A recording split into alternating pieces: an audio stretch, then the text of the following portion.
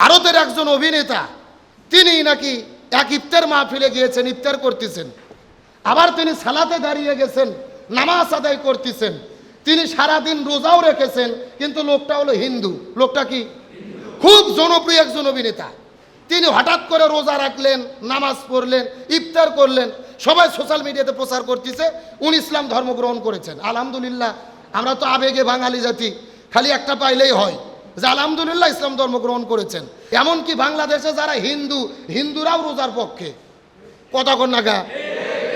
এরা কিন্তু হিন্দুরা রোজার দিনে যায় না, কোনো দোকানে খায় না, এরাও চিন্তা করে মুসলমানদের দেশ, আমাদেরকে সম্মান দিতে হবে। তার মানে বোঝা গেল হিন্দুরাও রোজার পক্ষে। আপনারা গতকাল থেকে সোশ্যাল মিডিয়াতে আপনারা লক্ষ্য করে দেখেছেন, ভারতের একজন অভিনেতা তিনি নাকি এক ইফতার মাহফিলে গিয়েছেন, ইফতার করতেছেন, আবার তিনি সালাতে দাঁড়িয়ে গেছেন, নামাজ আদায় করতেছেন, তিনি সারাদিন রোজাও রেখেছেন, কিন্তু লোকটা হলো হিন্দু। লোকটা কি? খুব জনপ্রিয় একজন অভিনেতা। তিনি হঠাৎ করে রোজা রাখলেন, নামাজ পড়লেন, ইফতার করলেন, সবাই সোশ্যাল মিডিয়াতে প্রচার করতেছে উনি ইসলাম ধর্ম গ্রহণ করেছেন। আলহামদুলিল্লাহ, আমরা তো আবেগে বাঙালি জাতি, খালি একটা পাইলেই হয় যে আলহামদুলিল্লাহ ইসলাম ধর্ম গ্রহণ করেছেন। আসলে মূল ঘটনা, উনি ইসলাম ধর্ম গ্রহণ করেনি।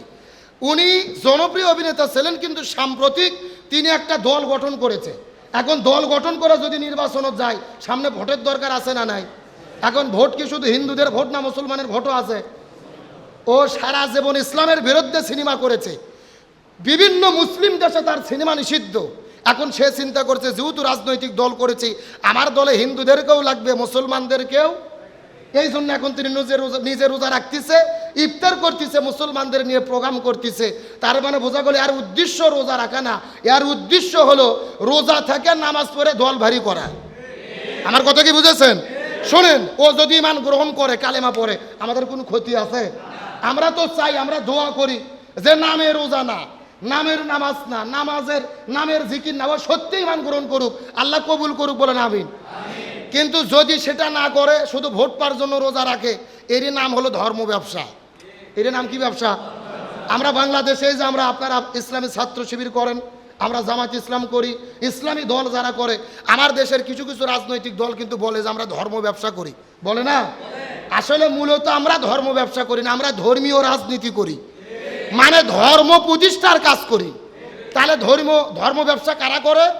যারা ভোটের আগে মাথার টুপি দেয়, মুখের মধ্যে দাড়ি রাখে, জামাতে নামাজ পড়ে, মানুষের কাছে গিয়ে মাথার টুপি দিয়ে ভোট চায়, আর ভোট পার হলে গেলে টুপি খোলে, এরাই হলো বড় ধর্ম ব্যবসায়ী। আমরা ধর্ম নিয়ে ব্যবসা, আমরা ভোটের আগেও মাথার টুপি দেই, ভোটের পরেও মাথার টুপি দেই। কথা কি ঠিক? হ্যাঁ। তাহলে আমি যে বিষয়টি বুঝতে চাচ্ছিলাম, তাহলে বর্তমানে হিন্দুরাও কিন্তু কার পক্ষে? রোজার পক্ষে। সবাই রোজার পক্ষে, কিন্তু যখনই আপনি বলবেন দিন কায়েমের আন্দোলন করতে হবে, তখন হিন্দু আর বৌদ্ধ না, আপনার মুসলমান ভাই আপনার বিপক্ষে। কথা কন না গা? আপনি 5 ওয়াক্ত নামাজ পড়েন, আপনাদের কোনো বিপদ নাই, জিকির করেন, কোনো বিপদ নাই, জুব্ব পরে মাথার টুপি দিয়ে ঘোরেন, কোনো বিপদ নাই।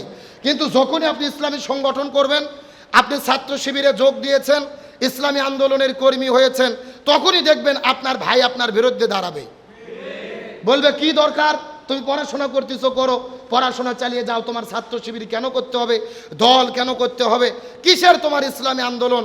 তার মানে বোঝা গেল নামাজ নিয়ে কোনো দলাদলি নাই, হজ নিয়ে কোনো দলাদলি নাই, রোজা নিয়ে কোনো দলাদলি নাই, জমিনে যত দলাদলি হয় দিন কায়েমের আন্দোলন নিয়ে। আর এই জন্যই আল্লাহ কোনো ইবাদতের পরে বলেনি ওয়ালা তাতাফাররাকু ফি, দলাদলি করো না, কিন্তু আল্লাহ বলে না নাকিমুদ্দিন, তোমরা দিন কায়েমের কর্মী হও, ওয়ালা তাতাফাররাকু ফি, তোমরা দলাদলি করো না। তার মানে বোঝা গেল আল্লাহ ভালো করে জানে এই একটা জায়গাতেই সবচেয়ে দলাদলি বেশি হবে। গভীর মনোযোগ, ভালো করে বুঝুন। তাহলে আমি আপনাদের বুঝাতে চাচ্ছিলাম, রসুলের মিশন এবং ভীষণ ছিল জমিনের দিন কায়েমের আন্দোলন করা। এখন নবী যেহেতু বিদায় নিয়ে চলে গেছেন, রসুল আর পৃথিবীতে আসবেন না, আমরা যদি রসুলের উম্মাত বলে দাবি করি, আমাদেরও দায়িত্ব আছে না নাই? আমাদের দায়িত্ব কি? এই জমিনে দিন কায়েমের আন্দোলন করা, কোরআন সুন্নাহর শাসন বাস্তবায়নের জন্য ইসলামী আন্দোলনের কর্মী হয়ে এই জমিনের মধ্যে কাজ করা। নামাজ, রোজা, হজ, যাকাত যেমন ফরজ, এই জমিনের ভেতরে ইসলামী আন্দোলন করে কোরআন সুন্নাহর শাসন কায়েম করার কাজ করা তেমনি রূপে ফরজ। ইসলামী আন্দোলন করা কি? মুখস্থ করেন, ইসলামী দল করা কি? আল্লাহর কোরআন বলেছেন ওয়াতাসিমু বিহাবলিল্লাহি জামিআ ওয়ালা তাফাররাকু, তোমরা যদি মুসলমান হও এই জমিনে দ্বীন কায়েমের আন্দোলন করো, আল্লাহ রশিকে ঐক্যবদ্ধভাবে আঁকড়ে ধরো। কার কথা? আর একটু জোরে বলেন। তাহলে আমরা বিচ্ছিন্ন হয়ে জীবন যাপন করার কোনো সুযোগ? তাহলে আমাদের সংঘবদ্ধ হতে হবে, ইসলামী সংগঠন করতে হবে, সংঘবদ্ধভাবে জমিনে দ্বীন কায়েমের জন্য কাজ করতে হবে। রাসূল করিম সাল্লাল্লাহু আলাইহি ওয়াসাল্লাম হাদিস শরীফের মধ্যে বলেন, যখন তোমরা তিনজন ব্যক্তি রাস্তার মধ্যে থাকবা, কয়জন?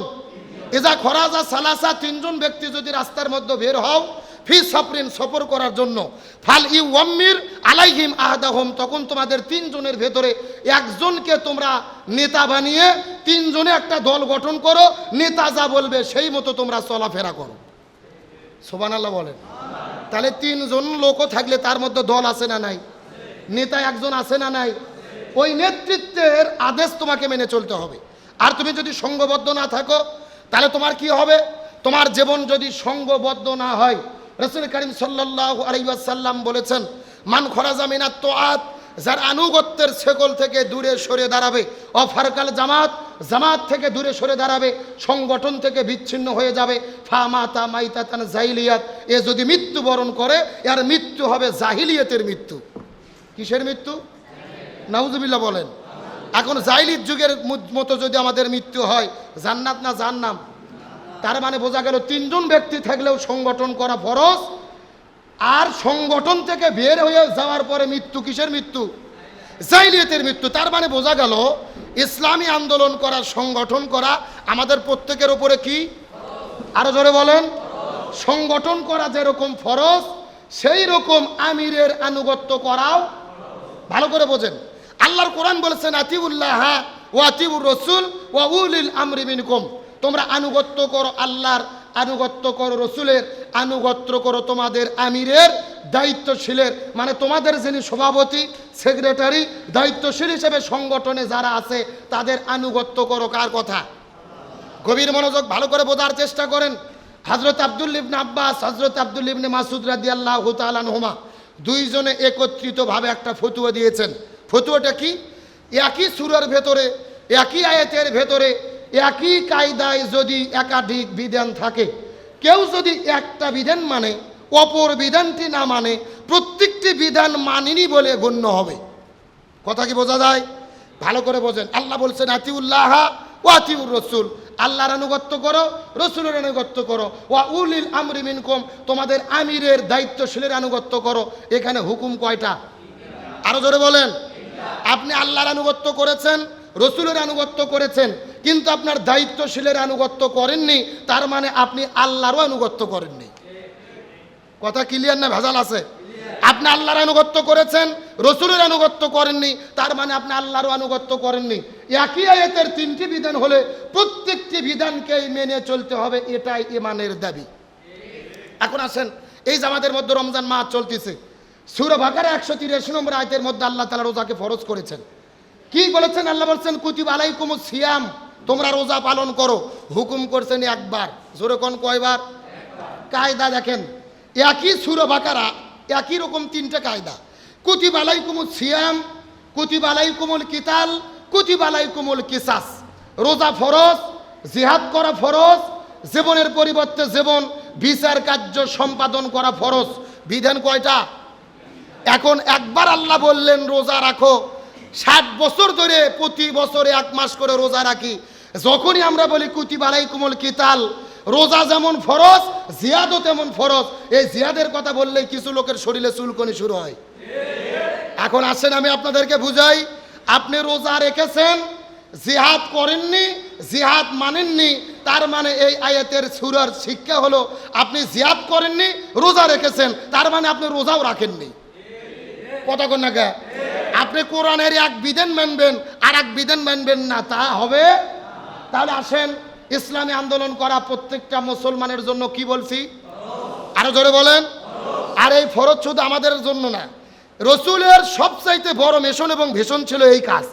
এমনকি পৃথিবীতে যত নবী রাসূল এসেছে প্রত্যেকটা নবী রাসূলেরও এই দায়িত্ব ছিল। এই যে রমজান মাস যখন আমাদের মধ্যে আসে, আমরা রমজান মাস এসেছি শুধু রোজা রাখি না, রমজান মাস শুধু রোজা রাখার জন্য আসে নাই, রমজান এসেছে কোরআনকে বিজয় করার জন্য। কোরআনকে কি করার জন্য? আসেন লক্ষ্য করেন, আমার নবীজি রমজান মাসে 16 দিন রোজা রেখেছে। জোরে বলেন কয়দিন? 17ই রমজান সকালবেলা নবীজি খেজুর খাইলেন, পানি খাইলেন, রোজা ভেঙে ফেললেন। সাহাবীদেরকে বললেন তোমরাও রোজা ভেঙে ফেলো। তখন সাহাবীরা বলতেছে ইয়া রাসূলুল্লাহ, এটা কেমন কথা বললেন? আপনি না 3 দিন আগে ওয়াজ করলেন একটা রোজার এত দাম, ইচ্ছা করে যদি কেউ একটা রোজা ছেড়ে দেয় লাগাতার 60টা রোজা রাখতে হবে, আবার যদি একটা রোজা ছেড়ে দেয় আবার লাগাতার 60টা রোজা রাখতে হবে, আপনি কেন রোজা ছাড়তে বললেন? রসুল বলতেছে বেশি বোঝার চেষ্টা করো না, ওমা আতাকুমুর রাসূলু ফাখুযুহু ওমা নাহাকুম আনহু ফান্তাহু। আমি নবী যা বলি তা তোমরা করো, যা করতে নিষেধ করি তা থেকে দূরে থাকো। আবু জেহেল মদিনে আক্রমণ করেছে, আর বসে থাকা যাবে না, এখন আবু জেহেলের মোকাবেলা করতে হবে। আল্লাহু আকবার বলেন। রসুল বলতেছে রোজা ভাঙো, আবু জেহেলের মোকাবেলা করো, মদিনায় ইসলাম কায়েমের সংগ্রাম করতে হবে। তার মানে বোঝা গেল রোজা রাখা ইবাদত, কিন্তু রোজার চাইতেও বড় ইবাদত এই জমিনের ভেতরে কোরআন বিজয়ের আন্দোলন করা। কথা ক্লিয়ার না ভেজাল আছে? গভীর মনোযোগ লক্ষ্য করুন। আসলে সময় খুবই কম, এক আয়াত নিয়েই যদি এত কথা বলি সামনের দিকে যাওয়া যাবে না। আসুন তাহলে প্রথম নম্বর আয়াতে আল্লাহ তাআলা রসুলের মিশন এবং ভীষণ এবং আমাদের দায়িত্ব কি এ সম্পর্কে মেসেজ দিলেন। পরবর্তী আয়াতের মধ্যে আল্লাহ তাআলা বলেন ইয়া আইয়ুহাল্লাযীনা আমানু, হে ঈমানদারেরা, হাল আদুল্লুকুম আলা তিজারা, আমি কি তোমাদের এমন একটা ব্যবসার কথা শিক্ষা দেব না? সেই ব্যবসা যদি তোমরা করো তাহলে তোমাদের কি হবে? আলা তিজারাতিন তুনজিকুম মিন আযাবিন আলিম, জাহান্নামের কঠিন আযাব থেকে তোমরা মুক্তি পাবে। তার মানে আল্লাহ আমাদের সঙ্গে ব্যবসা করতে চায়। যেরকম কি করতে চায়? কথা কয় না, কি করতে চায়? হ্যাঁ, ব্যবসাটা কি? আল্লাহ বলতেছেন তুমিনুনা বিল্লাহি ওয়া রাসূলিহি, প্রথমে তোমরা আল্লাহ এবং রসুলের প্রতি ঈমান আনয়ন করো। তারপরে তোমাদের কি কাজ? ওয়াতুজাহিদুনা ফি সাবিলিল্লাহ, আল্লাহ রাস্তায় তোমরা লড়াই করো, সংগ্রাম করো, জিহাদ করো, বিআমওয়ালিকুম ওয়া আনফুসিকুম, তোমাদের জীবন দিয়ে তোমাদের সম্পদ দিয়ে, যালিকুম খায়রুল লাকুম ইন কুনতুম তা'লামুন, এটাই তোমাদের জন্য উত্তম যদি তোমরা সেটা বুঝতে পারো। তাহলে আল্লাহ তাআলা আমাদের সঙ্গে ব্যবসা করতে চাচ্ছে। কি করতে চাচ্ছে? তবে আল্লাহ সবার সঙ্গে ব্যবসা করবে না। ব্যবসায়িকদের পূর্ব শর্ত হলো ঈমানদার হতে হবে। যখন কি হতে হবে? আল্লাহ প্রথমে কিন্তু ডাক দিয়েছেন ইয়া আইয়ুহাল্লাযীনা আমানু, আল্লাহ বলতেছে যারা ঈমানের দাবি করো তাদের সঙ্গে ব্যবসা করব। তাহলে ব্যবসায়িকের গুণ কি লাগবে? ঈমান। জোরে বলেন কি? ঈমানটা কি? তুমিনুনা বিল্লাহি ওয়া রাসূলিহি, আল্লাহ এবং রসুলের প্রতি ঈমান। এখন ঈমানের মূল কথা কি? আমরা তো সবাই জানি মান কানা আখিরু কালামিহি লা ইলাহা ইল্লাল্লাহ ফাদাখালাল জান্নাহ। রসুল বলেন ঈমান গ্রহণ করে যদি কেউ মৃত্যুবরণ করে কালেমা পড়ার পরে এক কালেমা রসুলেই আল্লাহ তাদেরকে জান্নাতের মেহমান বানায়া দেবে। অনেক জোরে আপনার সুবহানাল্লাহ বলছেন। এখন আসেন আর বলেন না, আগে শোনেন ঈমান কি, আগে এটা বোঝার চেষ্টা করেন। ঈমানের মূল কথা হলেন লা ইলাহা ইল্লাল্লাহ মুহাম্মাদুর। এখন কালেমাটা একটু ভালোভাবে বোঝার চেষ্টা করেন তো। এই কালেমার অর্থ কি? আমাদের সবার মুখস্থ। আল্লাহ ছাড়া কোনো ইলা নাই, উপাস্য নাই, মাবুদ নাই, আইনদাতা নাই, রিজিকদাতা নাই, বিধানদাতা নাই। আর মুহাম্মদ সাল্লাল্লাহু আলাইহি ওয়াসাল্লাম হলেন আল্লাহর বান্দা প্রেরিত রসুল। এতটুকু তো আমরা জানি নাকি? হ্যাঁ, এ পর্যন্ত মুখস্থ করলে আপনার কোনো বিপদ নাই। আপনি যদি বলেন আল্লাহ ছাড়া কোনো সৃষ্টিকর্তা নাই, আপনার কোনো বিপদ নাই। কিন্তু যখন আপনি বলবেন আল্লাহ ছাড়া কোনো আইনদাতা নাই, আল্লাহ ছাড়া কোনো বিধানদাতা নাই, তখনই বিপদ আছে না নাই? তাহলে এতদিন কালেমার অর্থ যা মুখস্থ করেছেন ওগুলো বাদ দেন, আমি যা বলি তাই শোনেন।